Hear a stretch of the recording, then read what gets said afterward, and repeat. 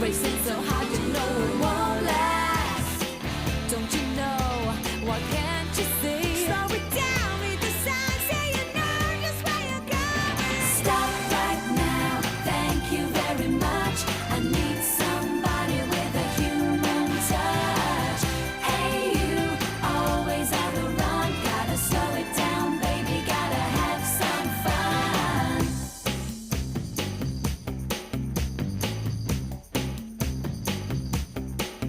Gotta keep it down, honey, lay it back on the line, 'cause I don't care about the money, don't be wasting my time. You need less speed, get off my case, you gotta slow it down, baby, just get out of my face.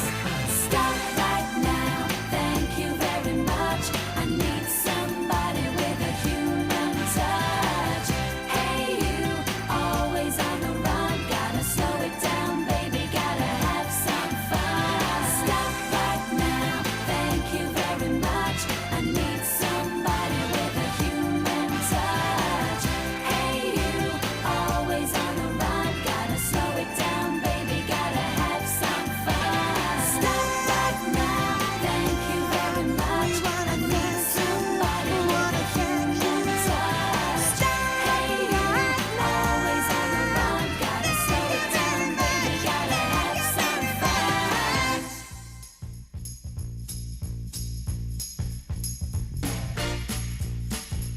I need love, love to ease my mind. I need to find someone to call mine. But mama said you can't hurry love. No, you just have to wait. She said love don't come easy. It's a game of give and take. You can't hurry love. No, you just have to wait. You gotta trust, give it time. No matter how long it takes, but how many heartaches must I stand before I find the love to let me live again? Right now, the only thing that keeps me hanging on when I feel my strength, yeah, it's almost gone. I remember mama said, no, you just have to wait. She said love don't come easy. It's a game of give and take. How long must I wait? How much more can I take before loneliness will cause my heart to break? No, I can't bear to live my life alone. I grow impatient for a love to call my own. But when I feel that I can't go on, these precious words keeps me hanging on. I remember mama said, no, you just have to wait. She said love don't come easy. It's a game of give and take. You can't hurry love. No, you just have to wait. She said trust, give it time. No matter how long it takes. No love, love don't come easy. But I keep on waiting, anticipating for that soft voice to talk to me at night, for some tender arms to hold me tight. I keep waiting, I keep on waiting, but it ain't easy, it ain't easy. But mama said you can't hurry love. No, you just have to wait. She said trust, give it time. No matter how long it takes, you can't hurry love. No, you just have to wait. She said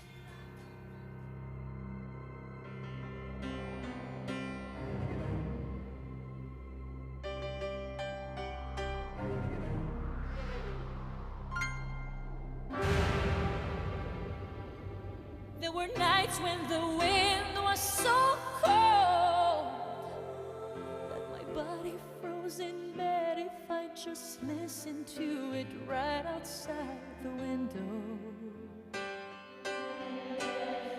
There were days when the sun was so cruel that all the tears turned to dust, and I just knew my eyes were drying up for forever.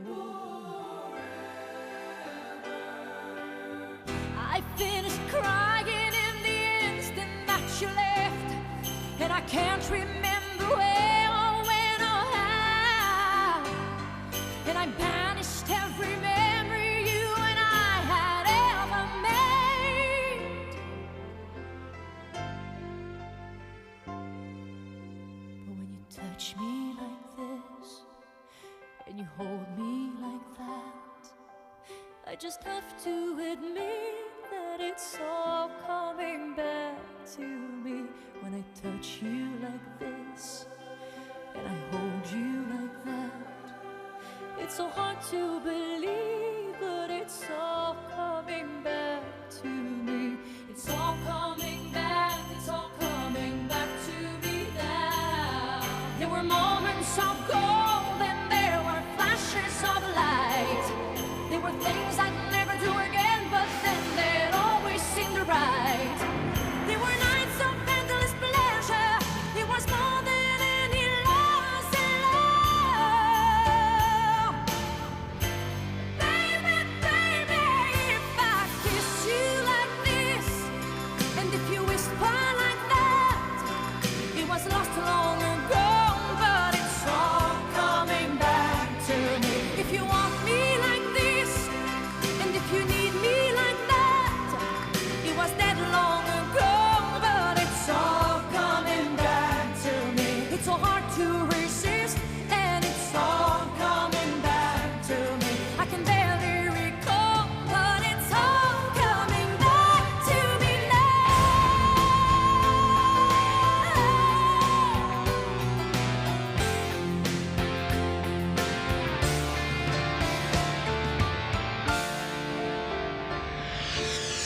But you were history with the slamming of the door, and I made myself so strong again somehow, and I never wasted any of my time on you since then.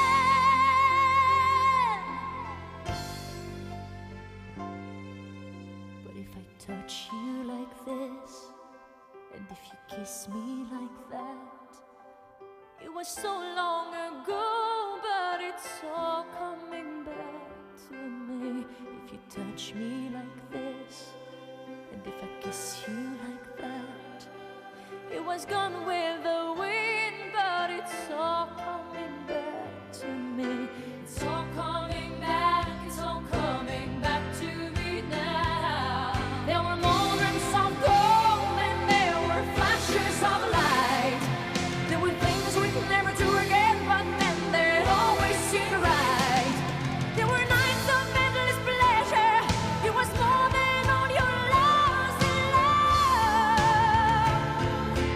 Baby, baby, baby, when you touch me like this, and when you hold me like that, it was gone with the wind, but it's all coming back to me. When you see me like this, and when I see you like that, then we see what we want to see, all coming back to me. The flesh and the fantasies, all coming back to me. I can barely recall, but it's all coming back to me now.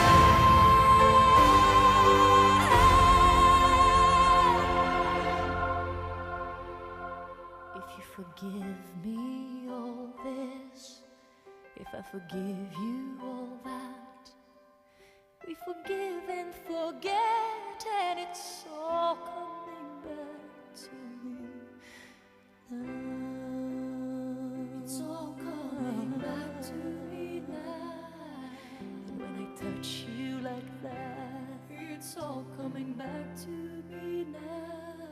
And if you do it like this, it's all coming back to me now. And if we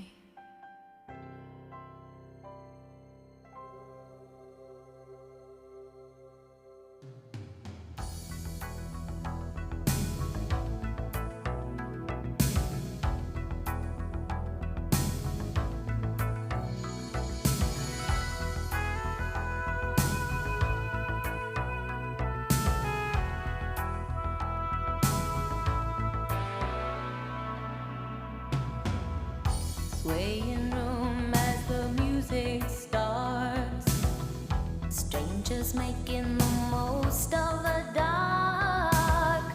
Two by two, their bodies become one.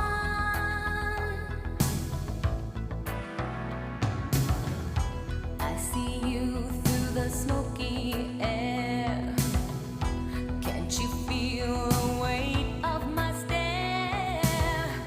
You're so close, but still a world away. What I'm dying to say is that I'm crazy for you. Touch me once and you know it's true. I never wanted anyone like this.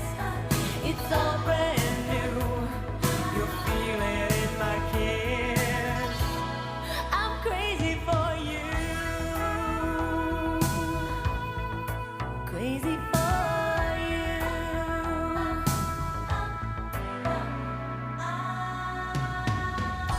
Trying hard to control my heart. I walk over to where you are. Eye to eye, we need no words at all.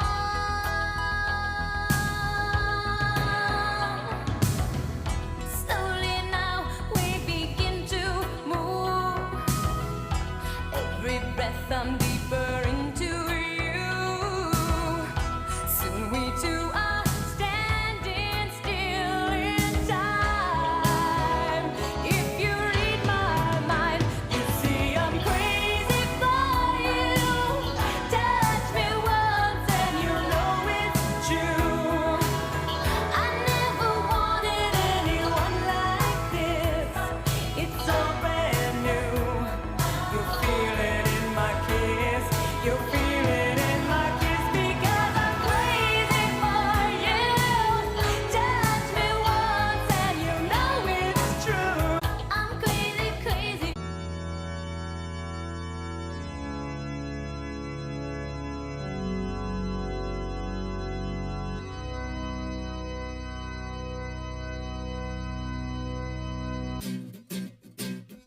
I've got a body like you, but I gotta think twice before I give my heart away. And I know all the games you play because I play them too. Oh, but I need some time off from that emotion. Time to pick my heart up off the floor. Oh, when that love comes down with a devotion, well, it takes a strong man, baby, but I'm showing you the door. 'Cause I gotta have faith. I gotta have faith. Because I got to have faith. I got to have faith, faith. Baby, I know you're asking me to stay. Say please, please, please don't go away. You say I'm giving you the blues.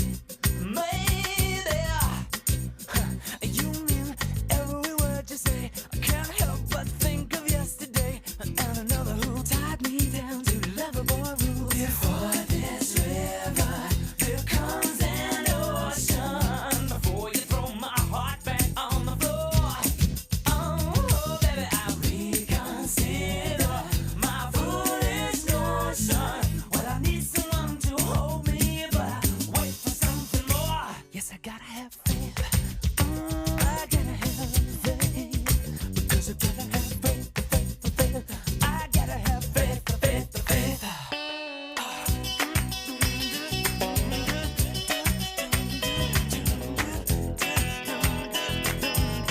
Just have to wait because I got to have faith. I gotta have faith.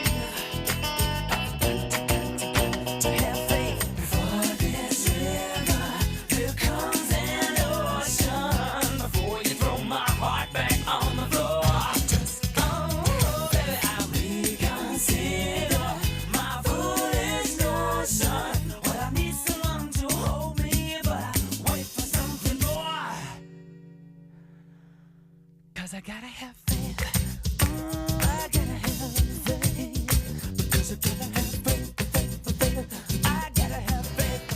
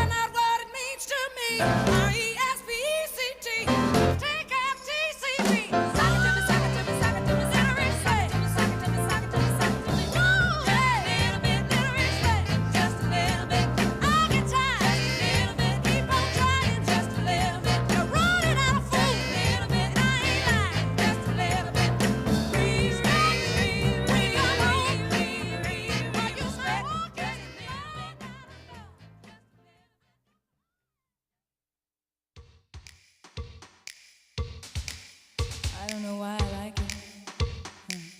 I just do.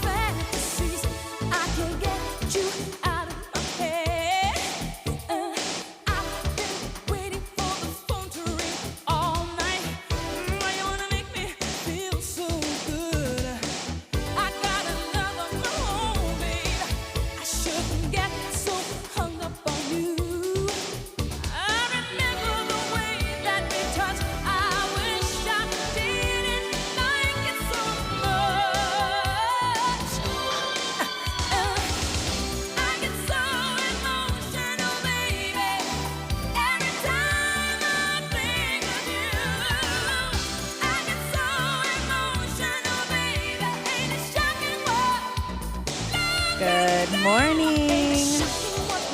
All right, y'all, we're going to get started here very shortly. Buenos dias. We're going to get started here in just a moment. If everyone can please start to make their way towards their seats. I fully welcome all of you brave souls who want to sit closer up front. Making our way to the front. That would be great.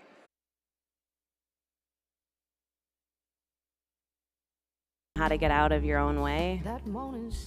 Did you unlearn a narrative you've been using in your communication and storytelling about wine?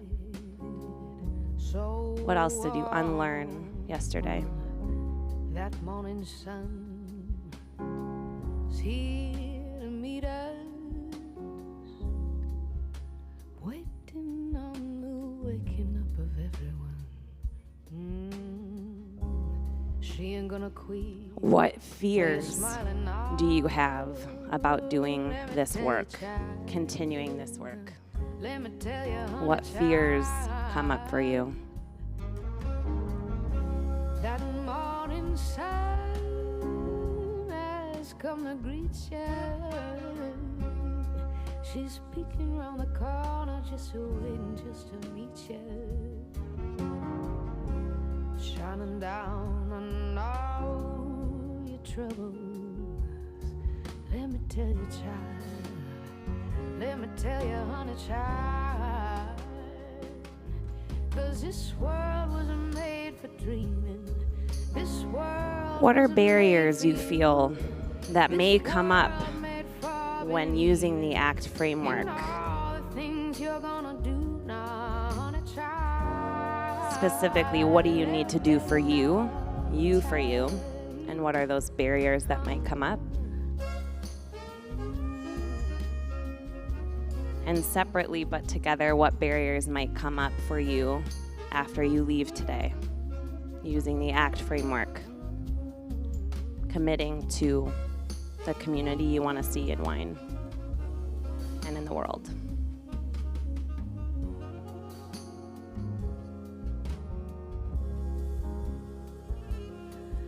This world wasn't made for dreaming. This You got 'em? world wasn't made for you. Thank you for being so thoughtful. I appreciate it.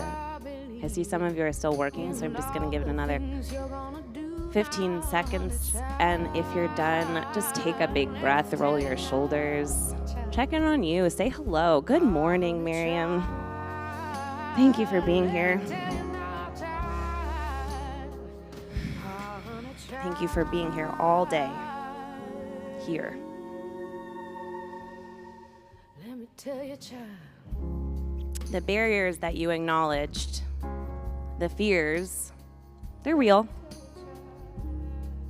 But now you know them. Now you can get around them, jump over them, go under them, smash the patriarchy. You can do it. You know them now, right? If you know them, you can overcome them. And if you can't do it alone, you can bring people into the process with you. You can be accountable for yourself and help others be accountable for the change work they're committed to. You can communicate what it is that you need to get where you are trying to go. You can offer gifts and services to others when they communicate their needs. You can transparently admit you don't know what you don't know. And you can get there by being transparent and communicating and holding yourself accountable. Who's ready to act? Who's ready to act? I see a lot of hands in the back. I'm seeing a lot of nodding up here. Okay, thank you for joining me this morning. I will see you a little bit later on, and Gabby's going to come bring on our next fantastic panel.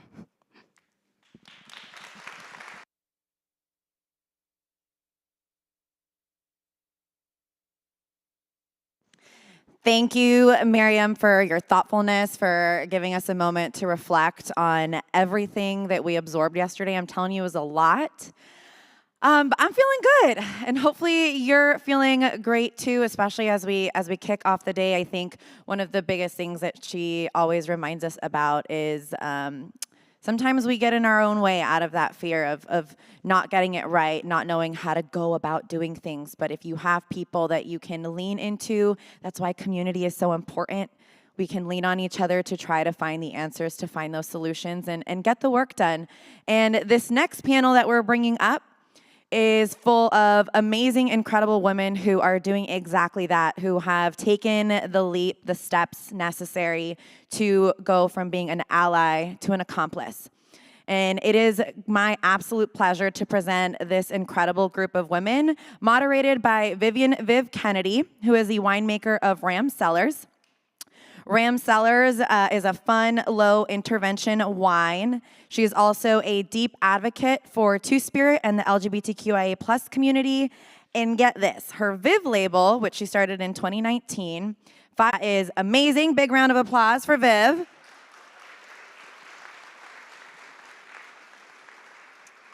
You'll also be hearing from 3 amazing panelists. You actually heard from her yesterday, Rania Zayat. She is the founder and board pres of the Lift Collective, which is currently on a mission to diversify and bring equity and inclusion into the wine industry. Big round of applause for that. Cristina Gonzalez, the owner and winemaker for Gonzalez Wine Company. She is involved in so many things. Board member of IEVOI, which we heard from yesterday as well. Board member of Oregon Wine Board and the woman-owned wineries. And it does not stop there. I mean, she is a powerhouse of a woman. She's the granddaughter of migrant farm workers when they immigrated to Texas, all the way to Wisconsin in search of a better life for cherry picking. So she is going to be phenomenal to hear from. And then last but not least, Remy Drabkin, the winemaker and owner of Remy Wines, who is also just as phenomenal as all of the other panelists who are going to be a part of this next conversation. She's the co-founder of Wine Country Pride, a nonprofit organization bringing pride to rural areas of wine country here in Oregon. And she's dedicated over 12 years to public service. She's been the chair of affordable housing, the liaison to diversity, equity, and inclusion task force, and is currently the interim mayor of McMinnville, the first, that's right,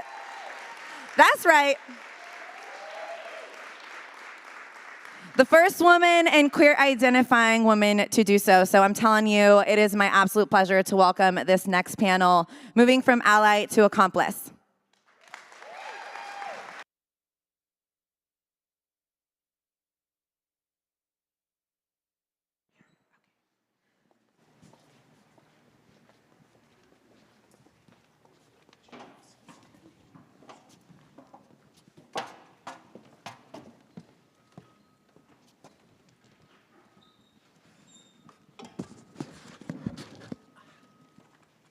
Good morning. Good morning, everyone. Good morning. Thank you for that. It's wonderful to be here with you all and an honor to be a part of this panel today. My My name is Viv Kennedy, and as we already heard, I'm the owner and winemaker at my little Portland urban winery, Ram Cellars. Excited to be here with some incredibly talented industry colleagues who, we'll just go around the circle so you know who each of us are. So go ahead, folks. Hello again. My name is Rania Zayat, and I'm the founder of Lift Collective, which is a nonprofit organization that advocates for equity and inclusion in the wine industry.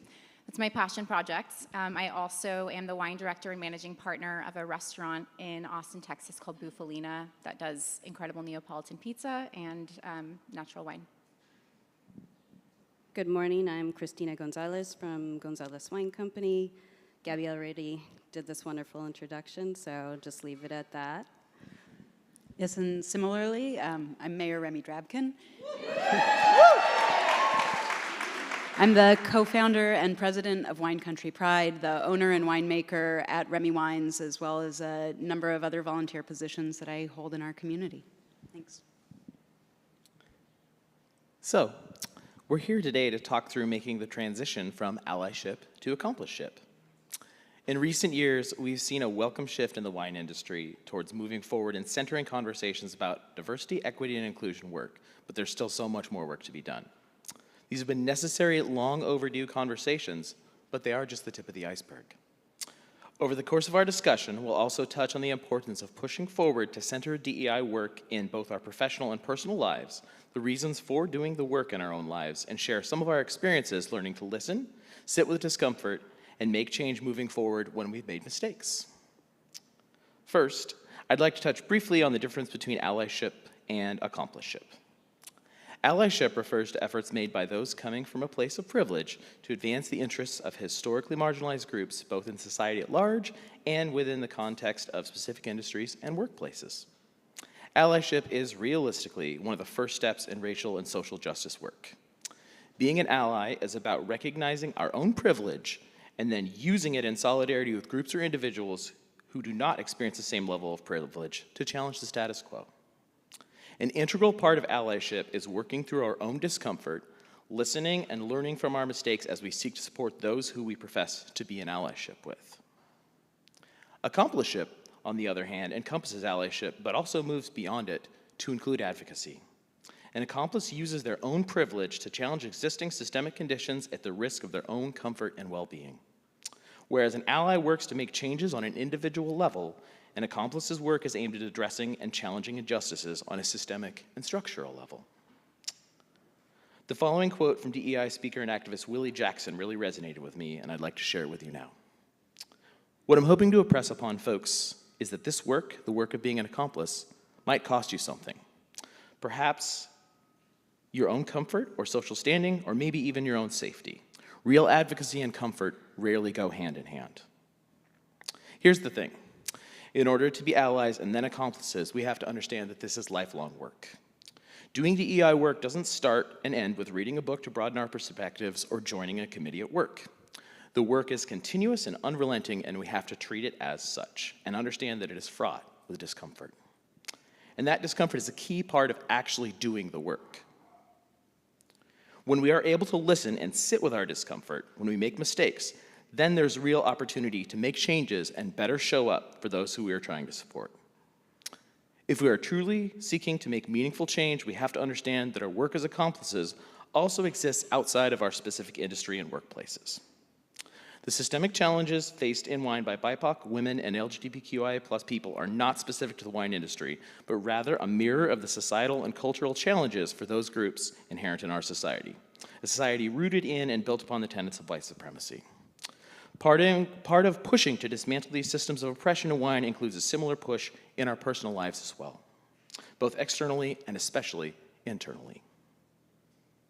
I think it's also really important to understand the intersection of our identities as we are doing the work as well, which is to say that a person can hold multiple historically marginalized identities while duly coming from a place of privilege at the same time. As a white transgender woman, I exist with multiple marginalized identities, but my queerness and my womanhood do not cancel out the inherent privilege that I hold with my whiteness. This means that my own personal work also includes regularly assessing how my privilege impacts the way I am engaging in spaces and actively working to use that privilege to be a better accomplice to all other historically marginalized identities, not just the ones I myself hold. For me personally, that means a lot of conversations, call-outs, and time and energy spent with other white queer folks to engage them around understanding that our queerness doesn't absolve us of our whiteness, and then utilizing the privilege we share to do meaningful work. While we're touching on privilege, I'd like to share this quote from activist Francesca Ramsey about privilege. Privilege does not mean that you are rich, that you'd had an easy life. All it means is that there are some things in life that you will not experience or ever have to think about simply because of who you are. For each of you, the personal work looks different, but I implore each of you to think about what that looks like and how you can utilize the privilege that you do have. It's also important to remember that we can only speak to the perspectives we ourselves have experienced, and as such are not going to be experts at how to support our colleagues, friends, and neighbors with differing identities and experiences. Which is a reminder and call out that we need to decenter ourselves and ask how we can help, versus making assumptions before trying to advocate for and support others. This means talking to the folks that you hope to support, if appropriate. Please don't ask for emotional labor in those cases, or accessing readily available resources guides put together by and for the benefit of those folks to find out what they actually need. There's a lot of resources and articles out there online that can help provide that information as well, and I'd be happy to pass on some of my favorites. You can feel free to connect with me after the panel, and I will get those your way. There's just one more thing I'd like to touch on before passing the mic to Rania, and that is the discomfort that accompanies engaging in DEI work. It feels necessary to call out that when we experience this discomfort, either from new learning and realizations or making mistakes engaging in DEI work, it's an opportunity to sit with those feelings of discomfort and learn moving forward, a chance to pause and avoid defensiveness, one of the tenets of white supremacist culture, and listen, learn, reflect, and do better. We have to remember that making mistakes is an inherent part of engaging in the work and allow space for sincere learning and growth instead of writing others off immediately for making mistakes. And now I'd like to pass it off to Rania.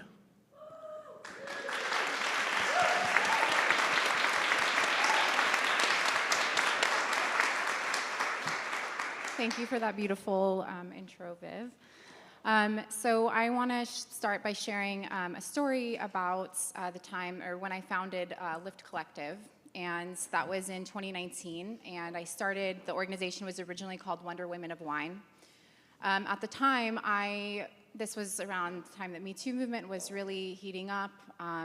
45 had just been elected, so this was like, I guess, 2017, 2018. And I started to really reflect on my own experiences in the wine industry and the discrimination that I had felt as a woman, how marginalized I had felt. And I felt like it was an important time to really try and build a platform to empower women in the industry. When I did that, I really focused on my own experiences and used that as the framework for the organization. The first conference was great. We had an amazing lineup of speakers. After that, we decided to start and actually transfer the conference to a nonprofit organization so we could continue to do this work. Fast forward to 2020, the summer of 2020, I slowly started to realize the limitations of the work that we were doing with the organization and really started to pay attention to whose voices were being excluded, even though I thought that we were creating an inclusive environment. This shift really occurred. This is such an important moment for me with transitioning from ally to accomplice, was that summer, there was a big story that came out about a winemaker and a specific importer of their wines decided to discontinue carrying this producer. And they posted this publicly. And I decided to comment on that person's post, and I thought that I was doing the right thing by actually criticizing their decision because I thought that I needed to stand up for this woman who was being let go. And I operated out of that framework that I'd started the organization within, was this is a woman something's happening to her, someone needs to stand up and say something. What I failed to recognize at that time was that there were people that had been harmed, who weren't women, and whose voices and stories I didn't even consider when I set out to publicly shame this person. Someone very quickly held me accountable and responded and totally laid out my fuck up. And God, it was so uncomfortable and so awkward. I was literally sitting in my feelings for 3 days, feeling like so embarrassed because I knew that they were right, but it took me some time to get there. I started talking to a lot of my friends, sharing this story with them, hoping that somebody would side with me and make me feel better. And I had a good conversation with a friend on a Sunday. We were sitting out in her front porch drinking wine, and she said, "You know what, I think that person said something to you because, first of all, you have a voice in the industry and people listen to you. Also, they're holding you accountable because they care. And it's a good thing that they said something to you because this is a learning opportunity." And it took a while, and I'm getting emotional just thinking about it because I'm so grateful that somebody held me accountable and really got me to open my eyes and realize that just because you have, identities are not credentials, right? So just because this person was a woman doesn't mean that she was an advocate for other women or an advocate for Black and brown people or for laborers or anyone else that has been marginalized.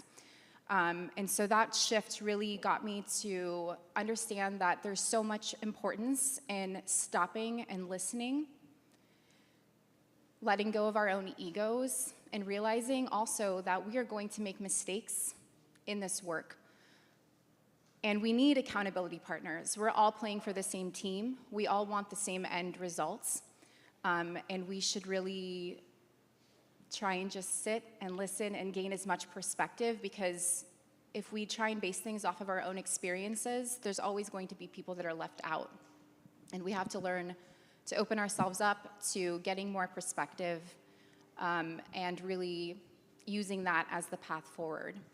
So, yeah, thank you for listening to that.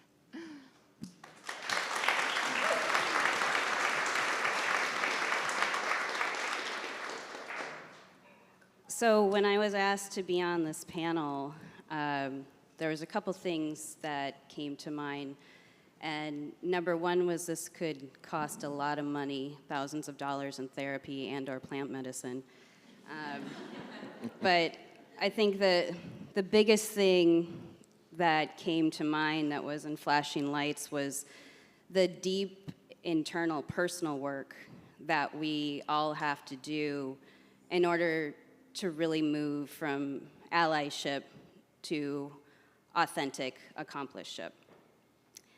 And it takes a lot of strength and a lot of courage to go to those dark places in ourselves that we don't want to face, those corners that are scary to go to and physically uncomfortable. Having done this shadow work myself, it can be a deeply emotional process and, like I said, painful. But the profound transformation that happens, I think, is truly a worthwhile experience. So what is shadow work?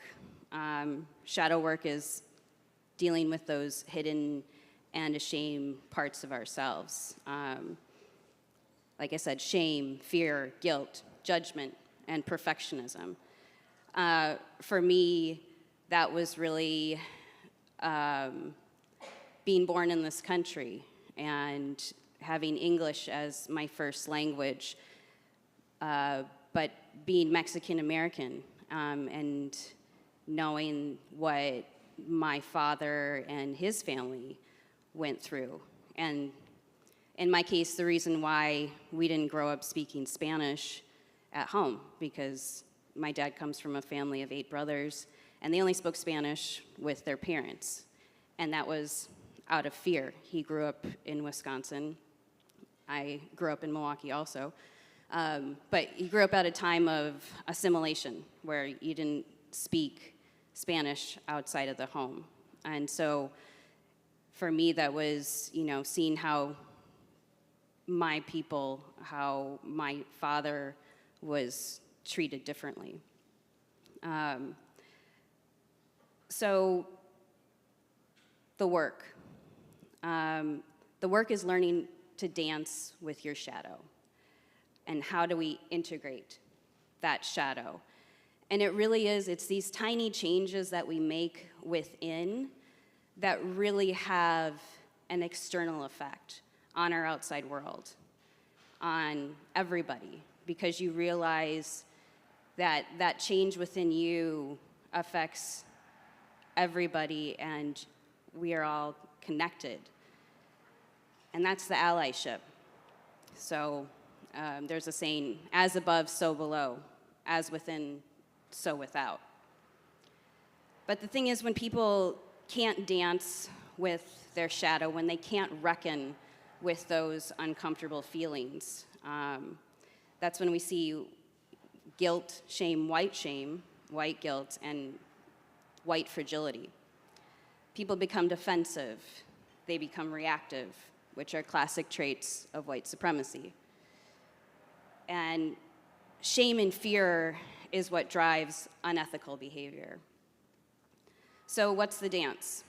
Miriam talked about this already, but accountability.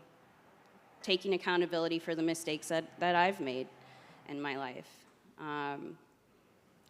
Ignoring people, not making eye contact, maybe not speaking out of shame. And it's taking ownership for those behaviors and the faults and acknowledging that. And that's when we become vulnerable, when we're able to share those stories. And that is part of my work, and that has been my work for the past couple of years, is sharing my story and making it safe for other people to share their stories who look like me. And so it's with that vulnerability that we see that we're really not so separate from each other. And that's when we start to experience empathy. And that's where I think my advocacy work really started to come in, was that experience of empathy and relating to the people around me and in my industry, and seeing how vineyard stewards in particular were treated very separately. We talked about this in our panel yesterday, and Gabriela also talked about this.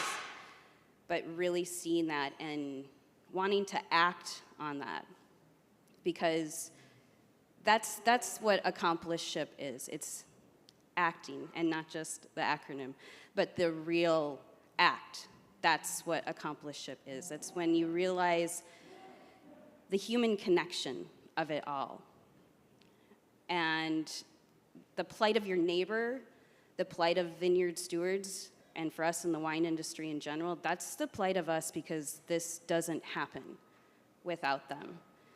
So my question to you today, because I think we heard a lot yesterday of people, they're here to listen. But my question to all of you is, so what are you gonna do about it? What are you gonna do about it when you leave this room today? And I think that's where the work lies. Are you going to throw yourself down on the line for your coworker, for a marginalized population? And again, that's that deep personal work. Those are those questions, your shadow work. Are you gonna do that?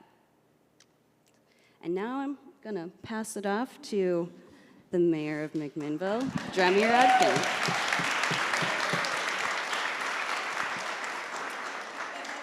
Thank you. I'm going to stand up while I talk because that's better for my high energy body. I'm also going to use Google Docs, which is a newer skill I have because I'm older. Racial oppression seeps through our lived experiences, and white people, with the best of intentions, are known to inflict pain. First, I'm going to tell you a story about progressive or liberal white racism, a story about me, how I screwed up, about my own racism. Telling this story will make me uncomfortable. I'm comfortable being uncomfortable. Then I'll highlight some action items we are taking and that your organization can fold in as well. So at Remy Wines, we've been intentionally diversifying our audience for years, many years. We've done specific outreach to other organizations doing equity work. We've supported a variety of nonprofits, both with direct financial contributions or with wine. We've supported other minority-owned wineries through various types of promotions. Being intentional works. We attracted a diverse audience to our tasting room and our events, except this one event. I threw this one big party, and it was ticketed so I could see who was coming, and I generally knew the names of the people on the invite list. And it looked as though I was going to have an almost entirely white audience, maybe save for one or two people.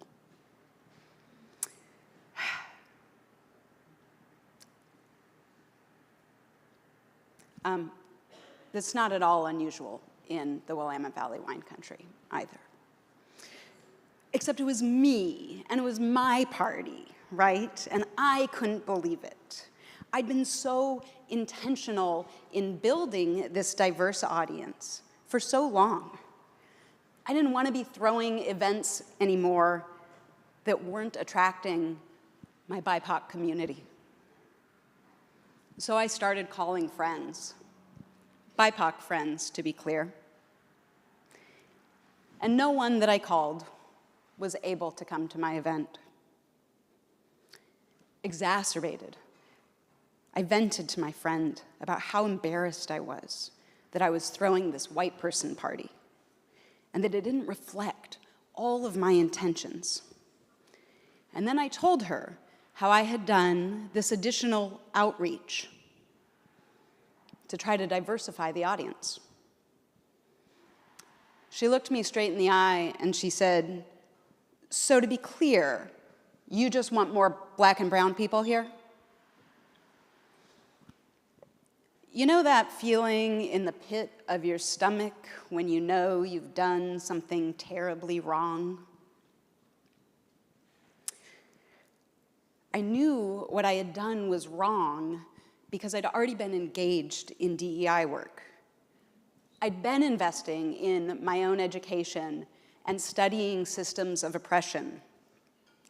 So when my friend said this to me, I was able to recognize in that moment that I was tokenizing my friends. In order to dismantle systems of oppression, we must first recognize how we participate in them, all of us. We have to be vulnerable. We have to fear our own unexamined racism, or we have to be willing to examine it. As Ijeoma Ulu says, do not fear the opportunity to be better. At Remy Wines, our entire staff is required to go through the Starbucks or Oregon Wine Board free DEI training program. There are financial incentives along the way and bonuses at completion. We pay the staff for their time to do the DEI training, and it's mandatory with a completion schedule. Full-time employees all read, and there's a lot of books you can read. I'm a particular fan of this book as a jumping-in point, but our full-time staff is all required to read So You Want to Talk About Race by Ijeoma Ulu.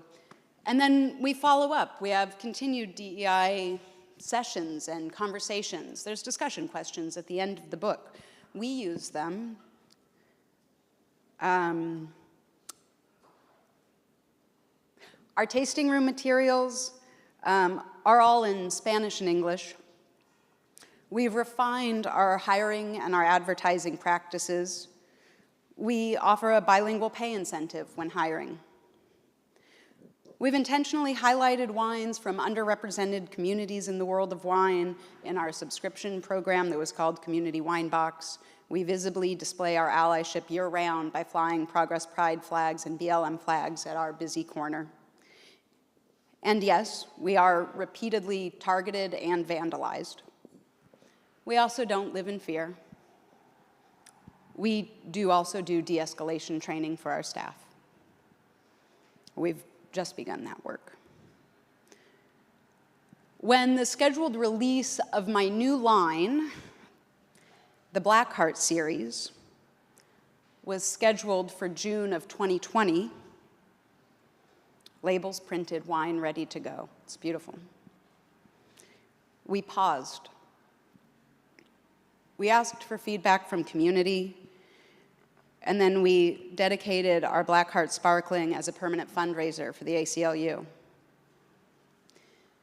In my new winery that's under construction, we're putting in one bathroom for all genders. Every stall is ADA accessible, every sink is ADA accessible, and it has an exterior entrance so that our vineyard stewards have ease of access to indoor plumbing facilities instead of porta potties. I call it my equity bathroom. And we're holding the world's first queer wine festival as a fundraiser for Wine Country Pride. Ooh. At Wine Country Pride, we're distributing free Progress Pride and Black Lives Matter flags to any business or church or farm in wine country. We're again hosting our Rainbow Quest. This time it's a drink initiative, and it's at over 50 locations in wine country. Last year, participating businesses gave $1 back to the organization for every Rainbow Quest drink purchased. And the average purchase was about $10, and at a time when restaurants had been closed and many were on the verge of collapse, those restaurants donated $8,000 to Wine Country Pride, $1 from every drink.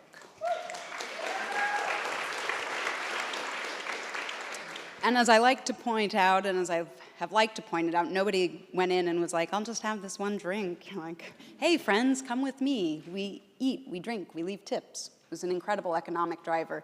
I always like to point out that there is ROI on DEI.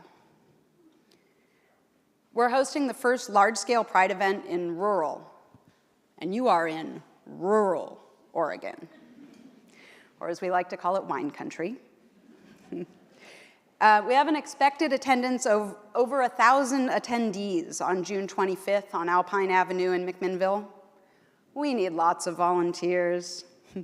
One of my asks recently has been that employers consider paying their employees to volunteer.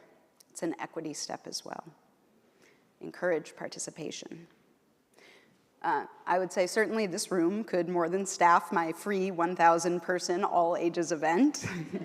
But let me give you some more reasons why you might be interested in. Ooh, and somebody just told me that they have final approval for Wine Country Pride. Sponsorship. No, I'm not kidding. That was a text that came in while I'm reading this. So here's some other things that we're doing at Pride.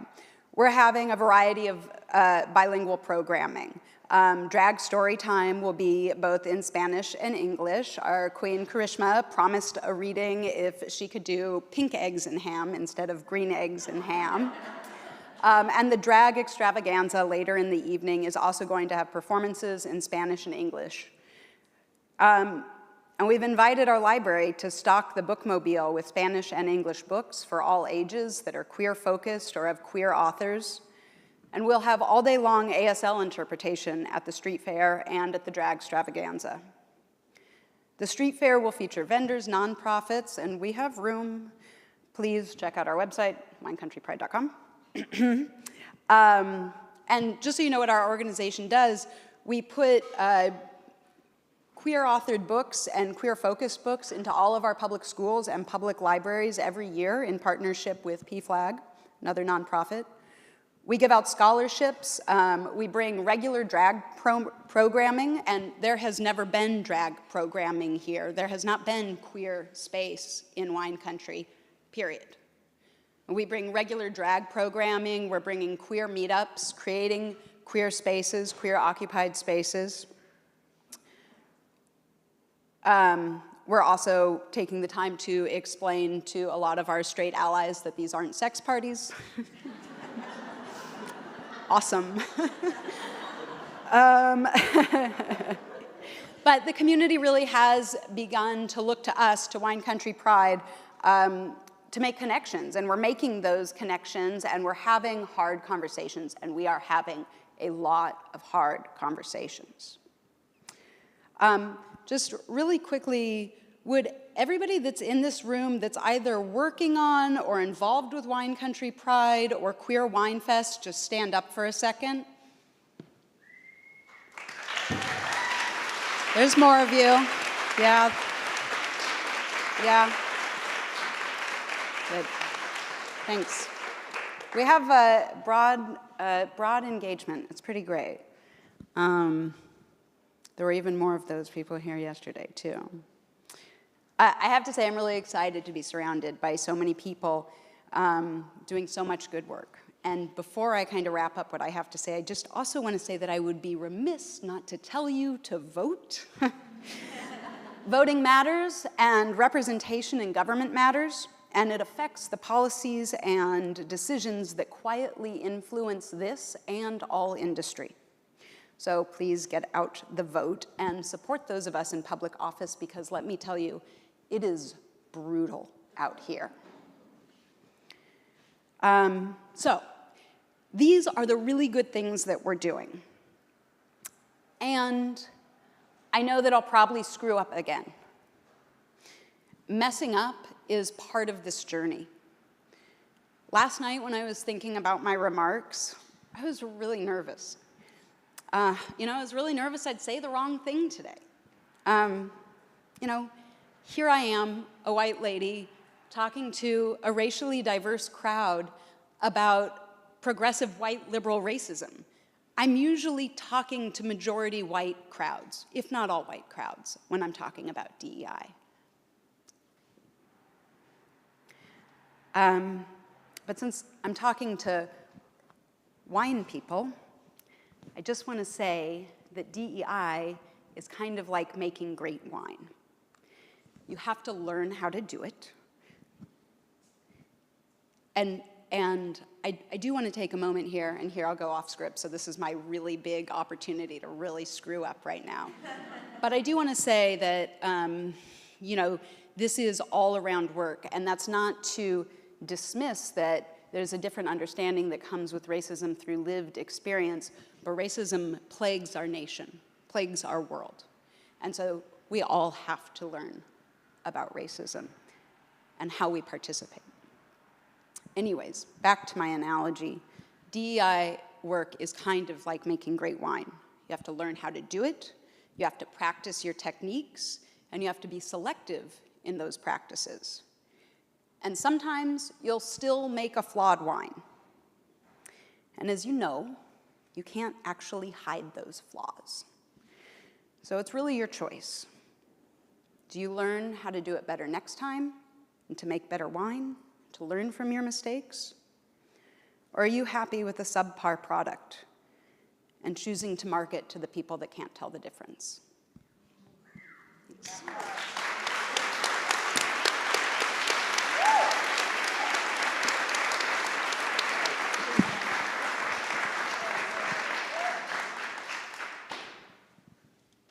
Mayor Remy Drabkin, ladies and gentlemen.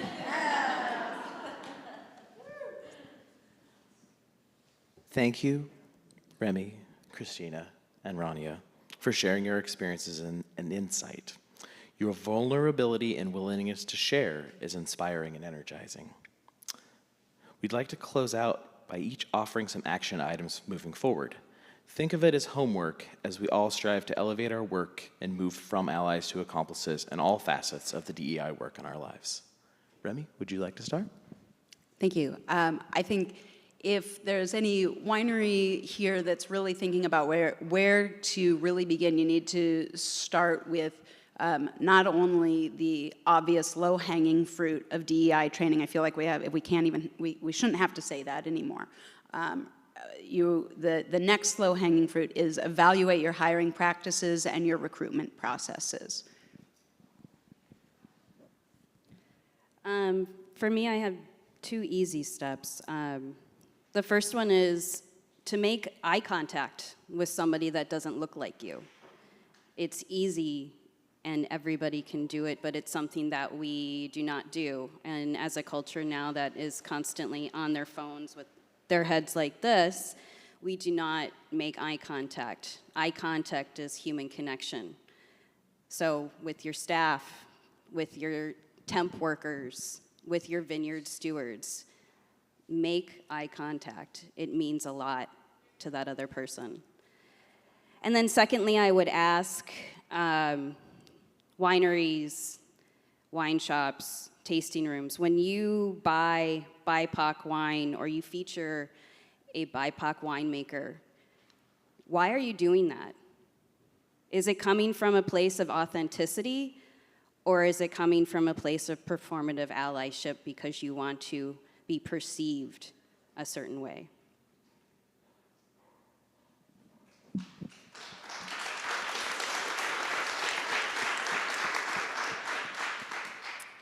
I would offer find an accountability partner, find many accountability partners. Always try and open your heart up to constructive feedback because it benefits everybody, and we just need to let our egos get out of the way so that we can continue to grow and move forward in this work.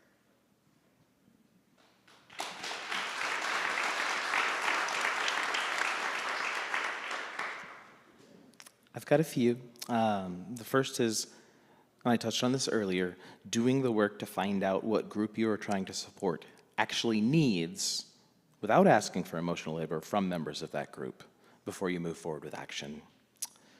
For the winemakers in the room and the wineries in the room, taking the time to interface with the vineyards that we work with, to talk to them about how they are treating the vineyard stewards and ask those additional questions to make sure that they are actually upholding the values that we want to express and taking care of their folks. And the last one, this is for the white folks in the room. We need to stop centering ourselves in racial justice work. Thank you all for being a part of today's discussion, and thank you, Rania, Christina, and Remy. And especially thank you to Assemblage for having us here, and all of you for being a part of these important discussions. We would invite you all to join us in some spontaneous dancing to end our session, as we've been talking about some pretty heavy topics. So come on up, join us on the dance floor, if you will.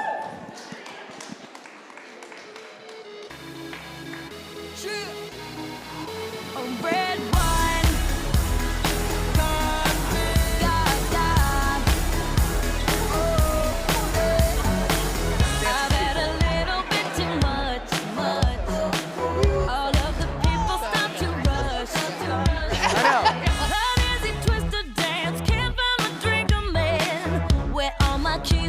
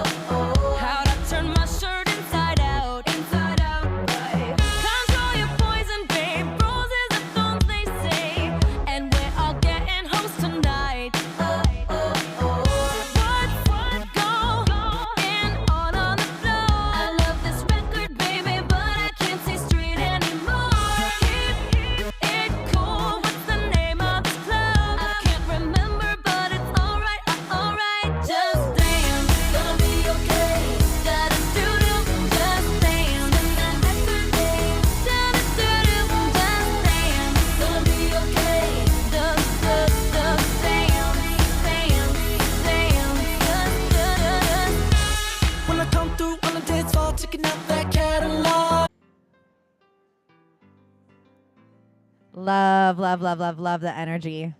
Let that light out a little bit and let people know what's going on. And I think that that was a big thing for me the past year, of being less afraid to let people know of what was going on and saying, you know, I am dealing with multiple things in the world, and, you know, saying it's not just cancer, it's also, you know, all of these things, because it makes me more powerful. There's no weakness in that, right? Like, it makes us stronger. Stop worrying about the what or changing, chasing, these. Part of these 2 days. Our sponsors, our panelists, Rachel for creating this incredible symposium. I hope I'm invited back. Speakers, let's take a photo. Will all the speakers and panelists just like rise up so we can just see everyone that made the last 2 days? Just without all of you, this would not have happened. And without you, this would not have happened. Thank you, everyone. Don't forget to sign up for those fireside chats in the app, like I've been telling you, in the app,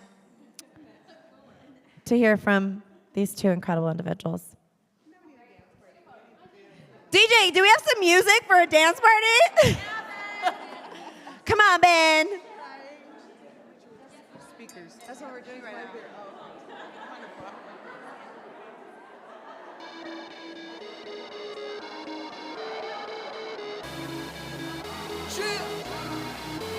Red wine, God, God.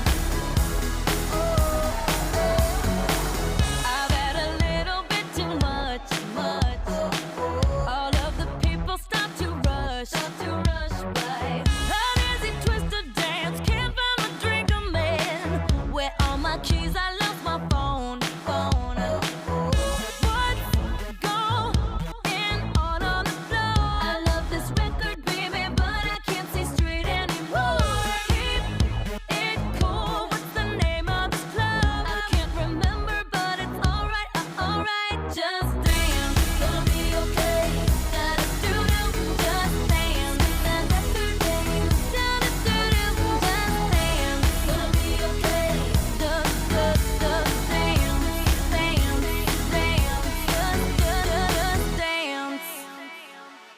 Wish I could shut my Playboy mouth.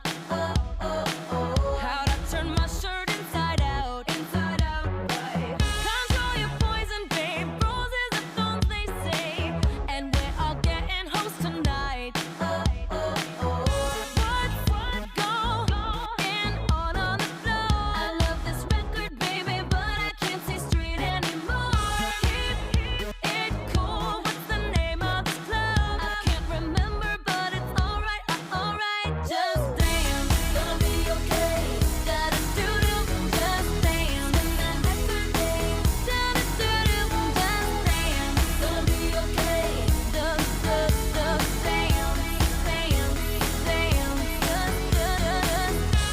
When I come through on the dance floor, checking out that catalog. Can't believe my eyes, so many women without a flaw.